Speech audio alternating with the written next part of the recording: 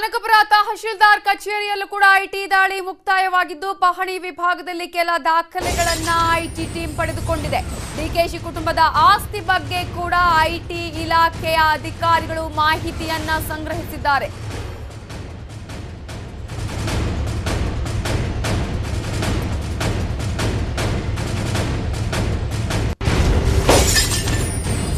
ಕನಕಪುರ ತಹಶೀಲ್ದಾರ್ ಕಚೇರಿಯಲ್ಲೂ ಕೂಡ ಐಟಿ ದಾಳಿ ನಡೆದಿತ್ತು. ಈಗ ಆ ಒಂದು ಐಟಿ ದಾಳಿಯ ಪರಿಶೀಲನೆ ಮುಕ್ತಾಯವಾಗಿದ್ದು ಪಹಣಿ ವಿಭಾಗದಲ್ಲಿ ಕೆಲ ದಾಖಲೆಗಳನ್ನ ಪಡ್ಕೊಂಡಿದ್ದಾರೆ. ಈಗ ಐಟಿ ಇಲಾಖೆಯ ಅಧಿಕಾರಿಗಳು ಡಿಕೆಶಿ ಕುಟುಂಬದ ಆಸ್ತಿಯ ಬಗ್ಗೆ ಮಾಹಿತಿಯನ್ನ ಕೂಡ ಸಂಗ್ರಹಿಸಿದೆ ಐಟಿ ಪಡೆ. ಮಂಡ್ಯದಲ್ಲೂ ಕೂಡ ಒಂದು ಟೀಮ್ನಿಂದ ಐಟಿ ದಾಳಿ ಮುಕ್ತಾಯವಾಗಿದ್ದು 2 ಐಟಿ ಟೀಮ್ನಿಂದ ಪುಟ್ಟರಾಜು ಸಂಬಂಧಿಕರ ಮನೆಯಲ್ಲಿ ಶೋಧವನ್ನ ಕೂಡ ಬೆಳಗಿನಿಂದ ನಡೆಸಲಾಗ್ತಾ ಇತ್ತು. ಶಿವಮೊಗ್ಗ ಹಾಸನದಲ್ಲೂ ಕೂಡ ಐಟಿ ಶೋಧ ಇನ್ನೂ ಕೂಡ ಮುಂದುವರೆದಿದೆ. ಕೆಲವು ಕಡೆಗಳಲ್ಲಿ ಐಟಿ ದಾಳಿ ಮುಕ್ತಾಯವಾಗಿದ್ದು ಮಂಡ್ಯದಲ್ಲೂ ಐಟಿ ದಾಳಿ ಮುಕ್ತಾಯವಾಗಿದೆ. ಹಾಗೆಯೇ ಕನಕಪುರ ತಹಶೀಲ್ದಾರ್ ಕಚೇರಿಯಲ್ಲಿ ಐಟಿ ದಾಳಿ ಮುಕ್ತಾಯವಾಗಿದ್ದು ಪಹಣಿ ವಿಭಾಗದ ಕೆಲ ದಾಖಲೆಗಳನ್ನು ಐಟಿ ಇಲಾಖೆ ವಶಪಡಿಸಿಕೊಂಡಿದೆ. ಮತ್ತೊಂದು ಕಡೆ ಮಂಡ್ಯದಲ್ಲೂ ಕೂಡ ಐಟಿ ಟೀಮ್ನಿಂದ ದಾಳಿ ಈಗಾಗಲೇ ಮುಕ್ತಾಯವಾಗಿದ್ದು 2 ಐಟಿ ಟೀಮ್ನಿಂದ ಪುಟ್ಟರಾಜು ಸಂಬಂಧಿಕರ ಮನೆಯಲ್ಲಿ ಶೋಧವನ್ನು ನಡೆಸಲಾಗಿದ್ದು ಶಿವಮೊಗ್ಗ ಹಾಸನದಲ್ಲೂ ಐಟಿ ಶೋಧ ಇನ್ನೂ ಕೂಡ ಮುಂದುವರೆದಿದೆ. ಆದರೆ ಈಗಾಗಲೇ ಮಂಡ್ಯದಲ್ಲಿ ಐಟಿ ಟೀಮ್ ದಾಳಿಯನ್ನ ಮುಕ್ತಾಯಗೊಳಿಸಿದೆ. 2 ಐಟಿ ಟೀಮ್ನಿಂದ ಪುಟ್ಟರಾಜು ಸಂಬಂಧಿಕರ ಮನೆಯಲ್ಲಿ ಶೋಧವನ್ನ ನಡೆಸಲಾಗ್ತಿತ್ತು.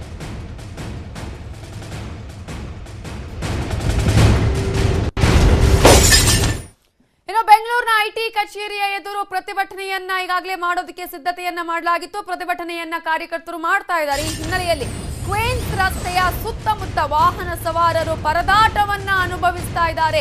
ಪರದಾಟವನ್ನ ಮಾಡಬೇಕಾದಂತಹ ಪರಿಸ್ಥಿತಿ ಈಗ ಕ್ವೀನ್ಸ್ ರಸ್ತೆಯ ಸುತ್ತಮುತ್ತ ಕಂಡು ಬರ್ತಾ ಇದೆ. ರಸ್ತೆ ತುಂಬೆಲ್ಲ ಕಾರ್ಯಕರ್ತರೇ ಜಮಾವಣೆಗೊಂಡಿದ್ದಾರೆ. ಇದರಿಂದ ಟ್ರಾಫಿಕ್ ಜಾಮ್ ಕೂಡ ಉಂಟಾಗಿದ್ದು ವಾಹನ ಸವಾರರು ಈಗ ಪ್ರತಿಭಟನಾಕಾರರಿಗೆ ಹಿಡಿಶಾಪವನ್ನ ಹಾಕ್ತಾ ಇದ್ದಾರೆ. ಸಾರ್ವಜನಿಕರಿಗೆ ತೊಂದರೆ ಆಗ್ತಾ ಇದೆ. ಬೆಂಗಳೂರಿನ ಐಟಿ ಕಚೇರಿಯ ಎದುರು ಒಂದು ಕಡೆ ಈಗಾಗಲೇ ಮೈತ್ರಿ ಸರ್ಕಾರದ ಕಾರ್ಯಕರ್ತರುಗಳು ಮುಖಂಡರುಗಳು ಪ್ರತಿಭಟನೆಯನ್ನ ಹಮ್ಮಿಕೊಂಡಿದ್ರೆ ಮತ್ತೊಂದು ಕಡೆ ಈಗ ರಸ್ತೆಯನ್ನೇ ಮುಚ್ಚುವಂತಹ ರಸ್ತೆಯನ್ನೇ ಕ್ಲೋಸ್ ಮಾಡುವಂತಹ ಸಿಚುವೇಶನ್ ನಿರ್ಮಾಣ ಆಗಿದೆ. ಯಾಕಂದ್ರೆ ಕ್ವೀನ್ಸ್ ರಸ್ತೆಯ ಸುತ್ತಮುತ್ತ ವಾಹನ ಸವಾರರು ಪರದಾಟವನ್ನು ಅನುಭವಿಸಬೇಕಾದಂತಹ ಸಿಚುವೇಶನ್ ನಿರ್ಮಾಣ ಆಗಿದ್ದು ರಸ್ತೆಯ ತುಂಬೆಲ್ಲ ಕಾರ್ಯಕರ್ತರೇ ರೋಡ್ಗಳಲ್ಲಿ ಇರೋದನ್ನ ಗಮನಿಸ್ತಾ ಇದ್ದೀವಿ. ಡಿಕೆ ಶಿವಕುಮಾರ್ ಈಗಾಗಲೇ ಆಗಮಿಸಿದ್ದಾರೆ. ಈ ಒಂದು ಪ್ರತಿಭಟನಾ ಸ್ಥಳಕ್ಕೆ ಡಿಕೆ ಶಿವಕುಮಾರ್ ಆಗಮಿಸಿರೋದನ್ನ ನೋಡ್ತಾ ಇದ್ದೀವಿ. ಈಗಾಗಲೇ ಒಂದು ಕಡೆ ವಾಹನ ಸಂಚಾರಕ್ಕೂ ಕೂಡ ಸಾಕಾಗ್ತಾ ಇಲ್ಲ. ಆ ರೀತಿಯಂತಹ ಪರಿಸ್ಥಿತಿ ನಿರ್ಮಾಣ ಆಗಿದೆ. ವಾಹನ ಸಂಚಾರಕ್ಕೂ ಕೂಡ ಈಗಾಗಲೇ ಸಾಕಷ್ಟು ಪ್ರಾಬ್ಲಮ್ ಆಗ್ತಾ ಇರೋದನ್ನ ಗಮನಿಸ್ತಾ ಇದ್ದೀವಿ. ನಿಧಾನಗತಿಯಲ್ಲಿ ವಾಹನಗಳನ್ನ ಓಡಾಡಿಸಬೇಕಾದಂತಹ ಪರಿಸ್ಥಿತಿಯಲ್ಲಿ ನಿರ್ಮಾಣವಾಗಿದೆ. ಇವಾಗ ಡೀಟೇಲ್ಸ್ ಕೊಡೋದಕ್ಕೆ ನಮ್ಮ ರಿಪೋರ್ಟರ್ ಗಂಗಾಧರ್ ಈಗ ಫೋನ್ ಸಂಪರ್ಕದಲ್ಲಿದ್ದಾರೆ. ಗಂಗಾಧರ್, ಈಗಾಗಲೇ ಆಲ್ಮೋಸ್ಟ್ 2 ಗಂಟೆಯಿಂದಲೂ ಕೂಡ ಈಗ ಕಾರ್ಯಕರ್ತರಲ್ಲಿ ಜಮಾವಣೆಗೊಂಡಿದ್ದಾರೆ. ಹಾಗಾಗಿ ಟ್ರಾಫಿಕ್ ಜಾಮ್ ಉಂಟಾಗಿದೆಯಾ? ಸಾರ್ವಜನಿಕರು ಹಿಡಿಶಾಪ್ ಹಾಕುವ ಪರಿಸ್ಥಿತಿ ನಿರ್ಮಾಣ ಆಗಿದೆಯಾ? ಹೇಗೆ ಅಂತ ಏನು ಇಲ್ಲಿ ಹೆಬ್ಬೆಟ್ಟ ರಸ್ತೆಯಲ್ಲಿ ಆ ಕಡೆ ಆ ಮಾರ್ಗವಾಗಿ ಮೂಲಕ ಬರ್ತಾ ಇದ್ದಂತಹ ಎಲ್ಲಾ ವಾಹನಗಳು ಕೂಡ ಇಲ್ಲಿ ಸಂಚಾರ ರಸ್ತೆಗೆ ಸಿಲುಕಿರುವಂತದ್ದು. ಅಂದ್ರೆ ಇಲ್ಲಿ ಪ್ರತಿಭಟನೆ ಮಾಡ್ತಾ ಇರುವಂತಹ ಸ್ಥಳದಲ್ಲಿ ಎಲ್ಲ ಸುಮಾರು ಒಂದು ತಂಡೋಪವಾಗಿ ಇಲ್ಲಿ ಪ್ರತಿಭಟನಾಕಾರುವಂತದ್ದು. ಮತ್ತೊಂದ್ ಕಡೆ ಇಲ್ಲಿ ರಸ್ತೆಯಲ್ಲೇ ಒಂದು ಸ್ವಲ್ಪ ಜನ ರಸ್ತೆಯಲ್ಲೇ ಅಲ್ಲಿ ವಾಹನ ಬಿಡದೆ ರಸ್ತೆಯಲ್ಲೇ ತಡೆದು ಅಲ್ಲೇ ರಸ್ತೆಯಲ್ಲಿ ಕುಳಿತು ಒಂದು ಪ್ರತಿಭಟನೆ ಮಾಡ್ತಾ ಇರೋದು ಇದು ಪೊಲೀಸರಿಗೆ ಕಿರಿಕಿರಿ ಆಗಿರುವಂತದ್ದು. ಮೊದಲೇ ಪ್ಲಾನ್ ಮಾಡಿ ಆ ಒಂದು ಬ್ಯಾರಿಕೇಡ್ ಗಳನ್ನ ಹಾಕಿ ಸಂಚಾರ ಯಾವುದೇ ರೀತಿ ಸಂಚಾರ ದಟ್ಟಣೆ ಆಗದಂತೆ ಪೊಲೀಸರು ಮುನ್ನೆಚ್ಚರಿಕೆ ಕ್ರಮವಾಗಿ ಸರಾಗವಾಗಿ ಹೋಗಿ ಪ್ಲಾನ್ ಅನ್ನ ಮಾಡಿದ್ರು. ಆದ್ರೆ ಈ ಪ್ರತಿಭಟನಾಕಾರರು ಏನಿದೆ ಎಲ್ಲವೂ ಕೂಡ ಅಂದ್ರೆ ತಂಡವಾಗಿ ಬರ್ತಾ ಇದ್ದಾರೆ. ಅವರು ರಸ್ತೆಯಲ್ಲೇ ಕುಳಿತು ಪ್ರತಿಭಟನೆ ಮಾಡ್ತಾರಂದ್ರು. ಮತ್ತೊಂದ್ ಕಡೆ ಪೊಲೀಸರು ಅವರನ್ನ ಕಳಿಸುವಂತ ಮುಂದ್ಗಡೆ ಬರುವಂತ ಕೆಲಸವನ್ನು ಮಾಡಿದ್ರು ಕೂಡ ಅವರು ಜಗ್ಗದೆ ಅಲ್ಲೇ ಕುಳಿತು ಪ್ರತಿಭಟನೆ ಮಾಡ್ತಾ ಇರುವಂತದ್ದು.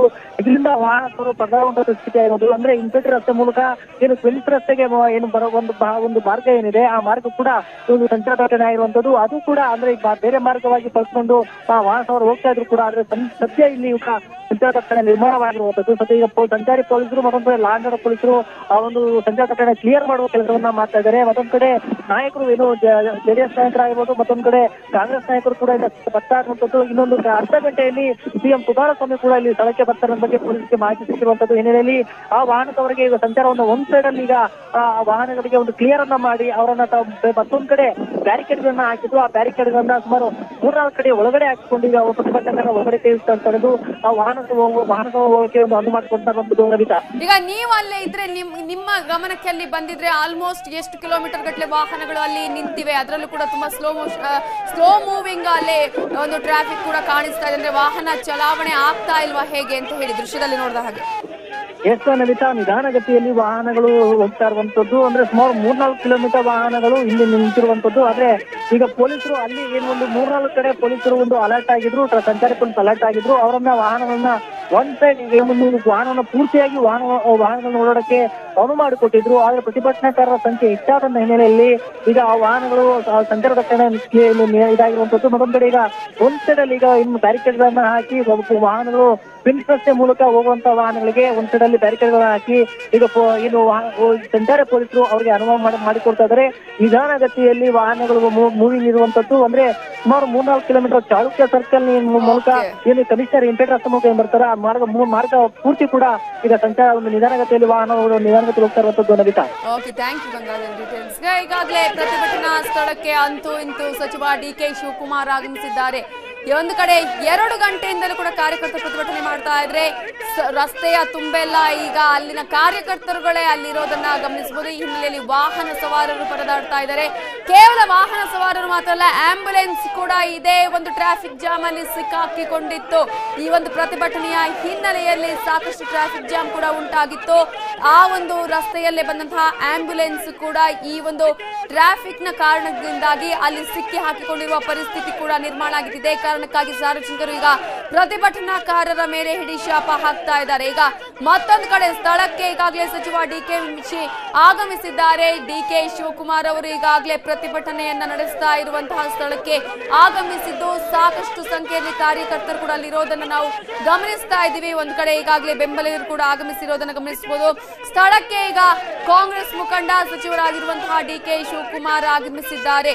ಸದ್ಯಕ್ಕೆ ಈಗ ಬಂದಿರೋದು ಕೇವಲ ರಾಮಲಿಂಗಾರೆಡ್ಡಿ ಹಾಗೇನೆ ಸಚಿವ ಡಿ.ಕೆ.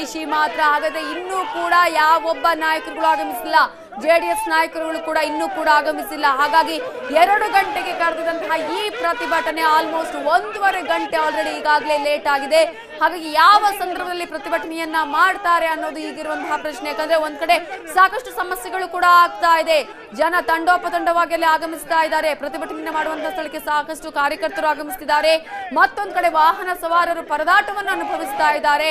ಇನ್ನು ಕೆಲವೇ ಹೊತ್ತಿನಲ್ಲಿ ಸಿಎಂ ಕುಮಾರಸ್ವಾಮಿ ಅವರು ಆಗಮಿಸ್ತಾ ಇರುವಂತಹ ಹಿನ್ನೆಲೆಯಲ್ಲಿ ಮತ್ತೊಂದಷ್ಟು ವಾಹನ ಸವಾರರು ಪರದಾಡಬೇಕಾದಂತಹ ಪರಿಸ್ಥಿತಿ, ಸಾರ್ವಜನಿಕರು ಪರದಾಡಬೇಕಾದಂತಹ ಪರಿಸ್ಥಿತಿ ನಿರ್ಮಾಣ ಆಗುತ್ತೆ ಅನ್ನೋದ್ರಲ್ಲಿ ಯಾವುದೇ ಸಂಶಯ ಇಲ್ಲ. ಯಾಕಂದ್ರೆ ಈಗಾಗಲೇ ಕ್ವೀನ್ಸ್ ರಸ್ತೆಯ ಮುಂಭಾಗ ಸಾಕಷ್ಟು ಸಂಖ್ಯೆಯಲ್ಲಿ ಕಾರ್ಯಕರ್ತರುಗಳು ಜಮಾವಣೆಗೊಂಡಿದ್ದಾರೆ. ಪ್ರತಿಭಟನಾಕಾರರು ಅಲ್ಲಿ ಜಮಾವಣೆಗೊಂಡಿರುವಂತಹ ಹಿನ್ನೆಲೆಯಲ್ಲಿ ಸ್ಲೋ ಮೂವಿಂಗ್ ಟ್ರಾಫಿಕ್ ಕೂಡ ಇರೋದನ್ನು ಗಮನಿಸಬಹುದು. ಯಾವುದೇ ವೆಹಿಕಲ್ಗಳು ಸರಾಗವಾಗಿ ಹೋಗೋದಕ್ಕೆ ಸಾಧ್ಯ ಆಗ್ತಾ ಇಲ್ಲ. ಆ ಪ್ರಯತ್ನವನ್ನ ಮಾಡಿದ್ರು ಕೂಡ ಆ ಒಂದು ವಾಹನ ದಟ್ಟಣೆಯಲ್ಲಿ ಟ್ರಾಫಿಕ್ ಜಾಮ್ನಿಂದಾಗಿ ಒಂದು ಆಂಬ್ಯುಲೆನ್ಸ್ ಕೂಡ ಸಿಕ್ಕಾಕಿಕೊಂಡಿರೋದನ್ನ ನಾವು ಗಮನಿಸಿದ್ವಿ.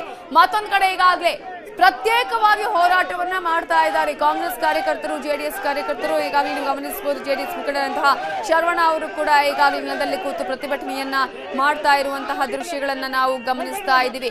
ಧರಣಿ ಸ್ಥಳಕ್ಕೆ ಡಿ.ಕೆ. ಶಿವಕುಮಾರ್ ಅವರು ಆಗಮಿಸಿದ್ದಾರೆ. ಹಾಗೆಯೇ ರಾಮಲಿಂಗಾರೆಡ್ಡಿ ಅವರನ್ನ ಹೊರತುಪಡಿಸಿದ್ರೆ ಯಾವೊಬ್ಬ ಕಾಂಗ್ರೆಸ್ ಮುಖಂಡರು ಇನ್ನೂ ಕೂಡ ಪ್ರತಿಭಟನಾ ಸ್ಥಳಕ್ಕೆ ಆಗಮಿಸಿಲ್ಲ.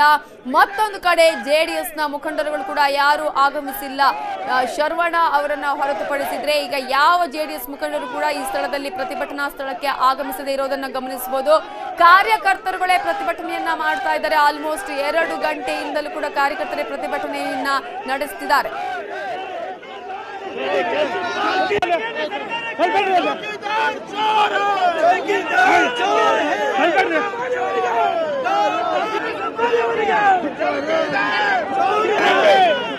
ಬಿಜೆಪಿ ಸರ್ಕಾರಕ್ಕೆ